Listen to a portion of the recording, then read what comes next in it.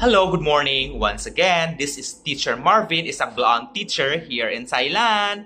Okay, so this morning, let's learn about batak na ortografiya Blaon or Blaon orthography and alphabets. But first, let's learn what is vowel in Blaon and what is consonant in Blaon. Okay, in Filipino, patinig and katinig. Okay. So let's start. Okay. Katinig, consonant, muni. Muni. M, U, and I. Muni. Patinig, vowel. Funi. F, U, and I. Once again. Katinig, consonant, muni. Patinig, vowel, funi.